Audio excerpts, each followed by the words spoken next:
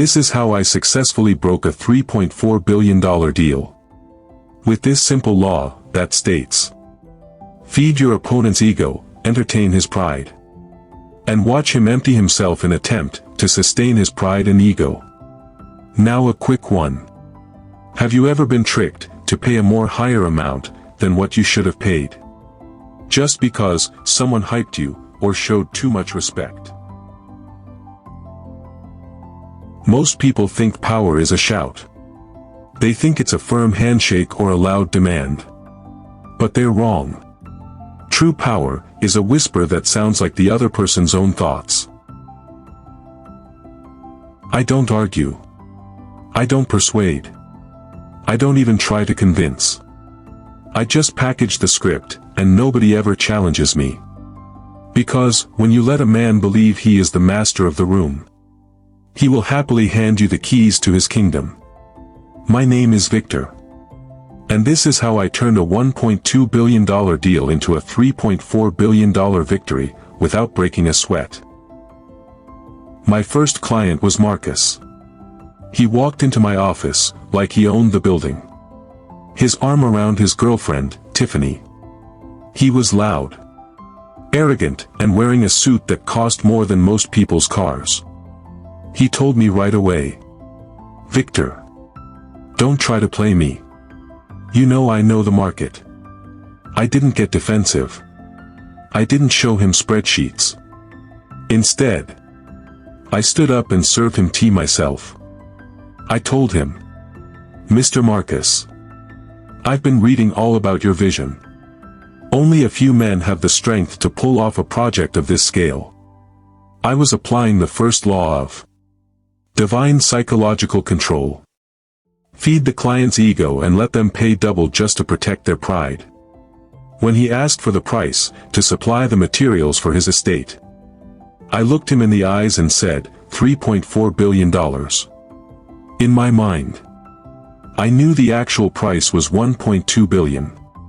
But I also knew Marcus, sitting next to a woman who expected him to be a titan. If he argued the price now, he would look small. So I added, "Of course, that price is only for those who don't settle for low-cost materials. Most developers would settle for the cheap tier. But you're building a monument." Marcus, still confused, was speechless. He looked at his girlfriend, and shyly puffed out his chest, and said, $3.4 billion. I expected it to be much higher, he said. Honestly, for a man of my resources, that's a fair price. I smiled in my mind, knowing that the trick worked. So the deal was sealed, and he left alongside with his girlfriend. He just paid a $2.2 billion ego tax, just to feel like a big shot. Before I tell you about the second client, I have a question for you. If you were Marcus, sitting down there with your girlfriend, would you have fallen for that trick? Would you have paid billions extra, just to keep your pride intact? Think about it.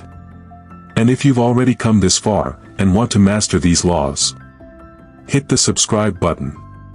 Like, share, and drop your comments below. Let's talk about our experiences as we continue in the second law, which he used to pull off a $5 billion deal. Watch till the end, as we will uncover the gimmicks and tricks that Mr. Victor used to pull off this huge deal. Later the next day, very early in the morning, Mr. Otadele walked in. He was different. He was in his 30s, sharp, and had a cunning smile. He didn't come with a girl or anything, but himself. He came with a motive. He was a deceitful businessman who lived on deceit and buying materials below the cost. And he came with the same motive. He thought he could deceive me. How much to complete a mega luxury estate? He spoke first.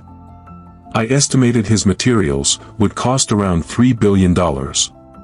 But, watching from a distance, I realized he was a wise fool. So I played the second law, which states, to fool the fool, You must make them feel wise and in control. By giving them options that both favor you and sound fair. Allowing him choose from options that all align to your favor. So I replied, "Sir, for a full premium supply, we will be looking at 7.1 billion. Then for a normal supply, which I won't be recommending for someone of your caliber. Still enforcing the first law of feeding the opponent's ego and pride.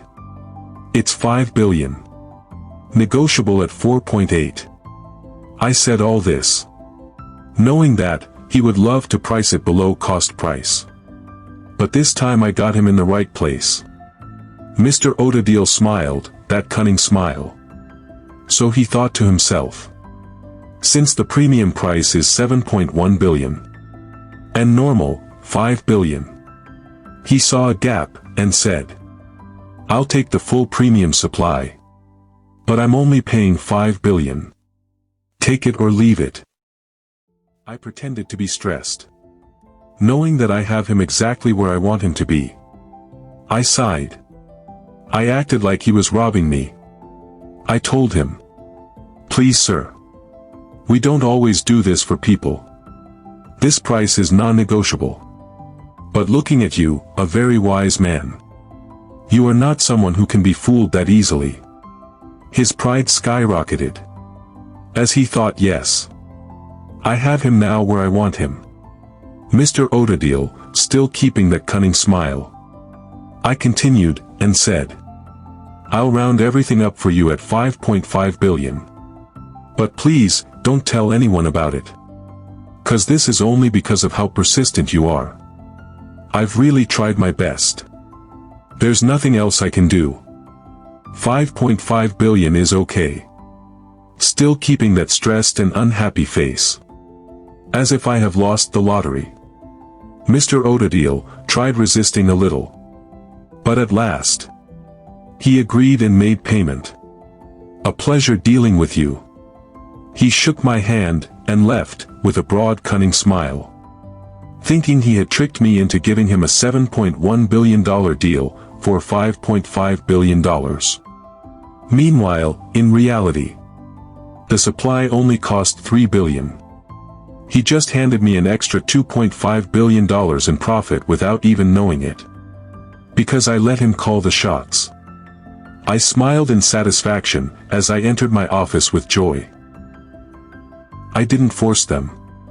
I didn't persuade them. I didn't even try to convince them. But through the laws of the mind, I doubled my profits, while keeping my customers happy. Some left my office with hands hanged on the air.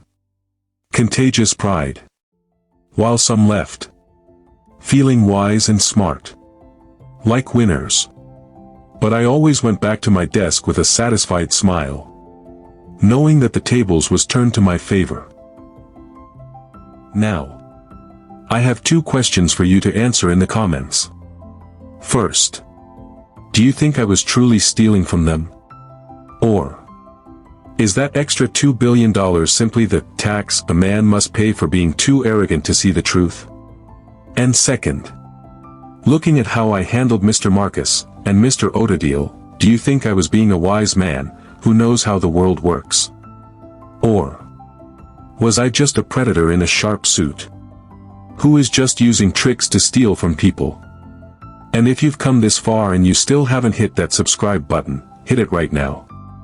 Don't just watch. Become a master of the script. Turn on the notification bell so you don't miss the next law. Because I'm just getting started. Like this video, if you've ever felt like the smartest person in the room, and share this with your friends. Especially to those who is definitely going to call me a thief. I want to see the debate in the comments. Was I a criminal, or was I the only one in the room who was actually awake? Put your opinions below. I'll be watching.